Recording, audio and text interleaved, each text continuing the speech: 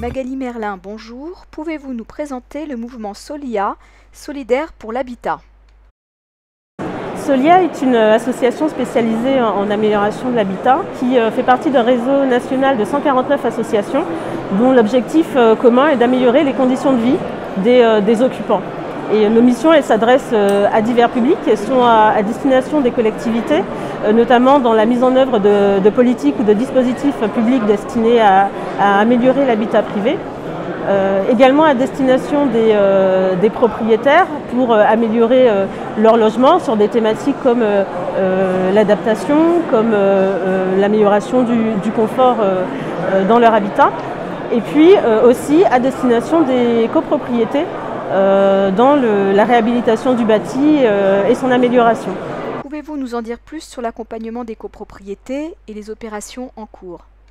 Sur les thématiques de l'amélioration thermique et de la rénovation de l'habitat, de la réhabilitation, 300 copropriétés sont accompagnées chaque année et Solia anime des dispositifs avec cette vocation notamment d'améliorer la performance énergétique des logements et d'aider les propriétaires à réaliser ces programmes de rénovation.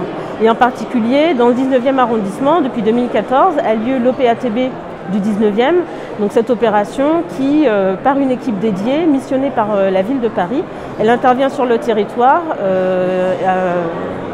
pour recevoir les propriétaires, les aider à monter leurs projets et leur apporte un appui méthodologique pour pouvoir planifier leurs projets, pouvoir en programmer les étapes et les échéances. Un appui aussi administratif et financier dans le cadre de la recherche de financement et du montage financier. Quels conseils pouvez-vous donner aux copropriétaires qui ont des travaux à entreprendre? Donc en matière de rénovation énergétique, ce qu'on peut conseiller aux propriétaires, c'est de privilégier l'approche globale, c'est-à-dire de penser son projet de rénovation, donc en intégrant les nécessités d'entretien du bâti, également les usages et les besoins des habitants. Partir du bon pied aussi via un diagnostic global qui permettra de mettre un projet en branle sans regret, c'est-à-dire de vraiment prendre en compte les nécessités, les préoccupations à l'intérieur des copropriétés, à l'intérieur de sa copropriété, pour avancer vers le bon projet, c'est-à-dire un projet qui est optimisé à la fois sur l'aspect financier et également sur l'aspect technique.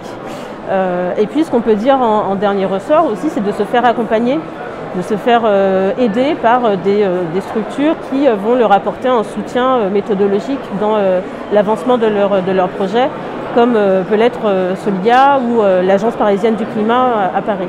Selon vous, quelle est la grande tendance en matière de copropriété pour 2016? Ce qu'on peut noter pour l'année 2016, c'est la mise en œuvre de nouveaux moyens pour solvabiliser les opérations de réhabilitation thermique. Donc on peut citer l'éco-prêt à taux zéro copropriété qui est en place depuis juillet de l'année dernière. Également des dispositifs comme le tiers financement qui est porté par une structure comme la SEM Énergie Positive, sous condition que les derniers obstacles à la mise en œuvre puissent être levés. Donc c'est aussi une période pour les copropriétés où il y a un bouleversement législatif au travers de la loi sur la transition énergétique.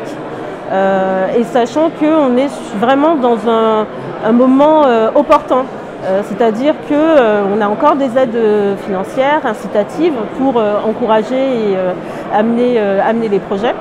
En 2016, c'est le moment ou jamais pour se lancer, pour commencer à y réfléchir. Et en particulier à Paris, l'OPATB du 19e arrondissement en est à son deuxième appel à candidature pour recruter les copropriétés qui seraient intéressées de se lancer dans cette aventure, dans cette démarche.